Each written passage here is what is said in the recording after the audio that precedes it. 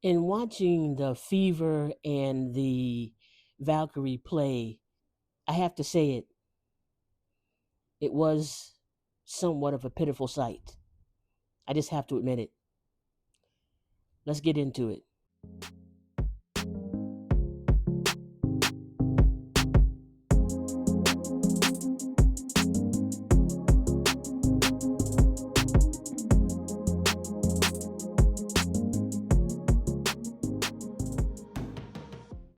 The first quarter, Valkyrie were 21, Indiana was 23.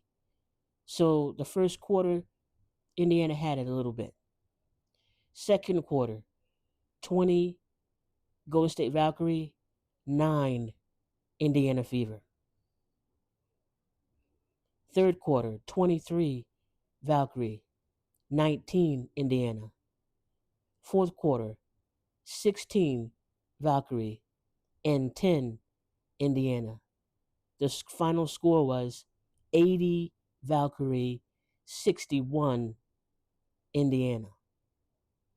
So that tells you right there that whatever happened in the first quarter didn't continue in the second, the third, or the fourth. Their fire, Indiana's fire, their fervor, their grit, their aggressiveness. I don't know where that went, but it didn't show up the way it needed to show up against the Valkyrie. The Valkyries team is not a team to play with. They came and they will always come to win. They are aggressive, they're gritty, they'll crash in the paint, they will shoot from the perimeter, get 3 pointers. They'll do whatever it takes to get a bucket. So what happened to the Fever? We had Caitlin Clark that was back today. Which wonderful to see her, get a 3 pointer. That was wonderful. She got another basket. That was wonderful. But you know what? It's like the whole team was off rhythm. It was like they were off rhythm. They didn't have the flow that they usually have had in the past. Ari was on the floor. Howard was on the floor. And also Dantes was on the floor. You know, Hull and Cunningham and Timpson was on the floor. It's like, but nothing, no matchup or no rotation of the roster that was made was helpful because somehow, even with Mitchell, it's like her shots were not, getting into the bucket. They were missing great looks. They were missing shots like right under the hoop in the paint. They had too many turnovers. So I don't know what's going to go on with the Indiana Fever, really. It was kind of like sad to see it today. Actually, I had high hopes. Caitlin was back. She was going to be with Ari on the floor. I had high hopes that they were going to be playing some good ball, passing the ball, getting the buckets, doing what they had to do, being productive, and all of that. I thought I was in for a battle. I thought I was going to see a battle. That's what I thought I was going to see today. That is not what I saw, and it was just sad. I mean, I don't know what other words to put with it, but sad, pitiful, not a good look on Indiana, and they were on their home court. Do you know how many people showed up to see them play today? And that did not motivate them.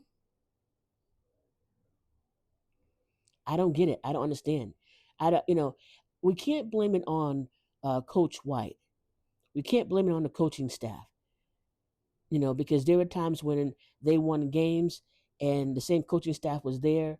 And there were times when they lost games. Same coaching staff is there. So we can't blame everything on the coaching staff. But we can say to the players, what's going on? Why you're not productive? Have you not been practicing? Have you not like had some real life 5-on-5 practice where you're going up against it and you're really hitting those buckets and you're really doing what's necessary to do in order for you to win a game? In order for you to win a game against the Valkyries. This is the second time the Valkyrie has beat them. Second time. And so I don't understand it. There's no real excuses. Let's go through it a little bit. Golden State Valkyrie, Thornton, 18 points. Timmy had 7. Hayes had 6. Martin had 5. Burton had 21. Off the bench, we had Billings with 5. Amir had 4. Salon had 4. Chin had 5. Late had 5. Okay? And it was, it was pathetic. Then we had the Indiana Fever.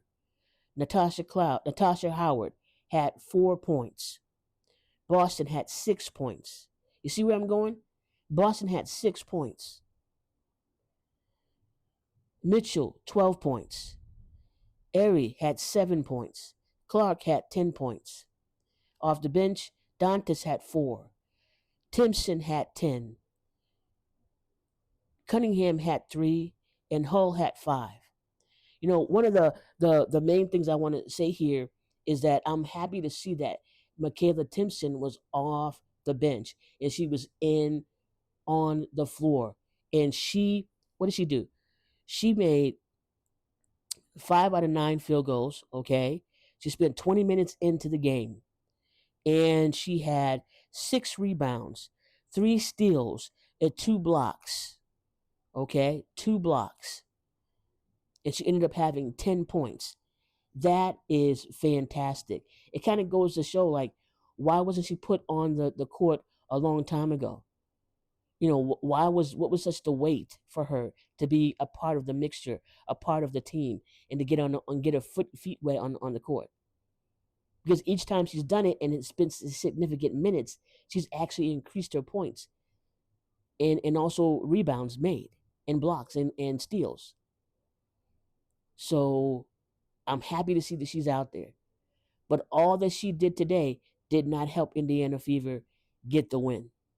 So what's it going to take? We already know the story. It's the same old story. They got to have better defense. They have to, like, when they get a good look, they got to shoot the ball and get it into the hoop. Because they had a lot of good looks today that they did not get into the hoop, unfortunately. Okay? They had too many turnovers. Indiana Fever had 14 turnovers. 14. And the Golden State Valkyries had 16 turnovers. So even though the Golden State Valkyries had 16 turnovers, they ended up winning 80-61. So the Indiana Fever couldn't, they could not afford to have 14 turnovers because they weren't making any buckets. Points conceded off turnovers. For the Golden State Valkyrie, it was 6 points. For the Indiana Fever, it was 12. 12 points conceded off turnovers. 12 points. Okay. Fast break points. 4 for Valkyries and 10 for Indiana. Valkyrie had 7 steals. Indiana had 9. Valkyrie had 18 assists and Indiana had 15. 3-pointers. 12 out of 32 for the Valkyrie and 6 out of 27 for the Fever. The largest lead that the Valkyries had in the game was 23. The largest lead that Indiana had in the game was 9. Okay? So that just tells you a lot right there. It says it in volumes. They have not been, consistent. They're consistently up and down. Win 2, lose 2, lose 1, win another one, win 2. They're back and forth. There's no consistency. Their defense in the first quarter was decent, but after that it went downhill. Their ability to spot the good basket, they were off. They had no rhythm. It was like they were off rhythmically. Their pace was off. They actually, you know what? They were playing to the pace of the Valkyrie rather than having their own pace, rather than having their own way of getting around on the court. They were catering to the Valkyrie. That's what ended up happening, pretty much.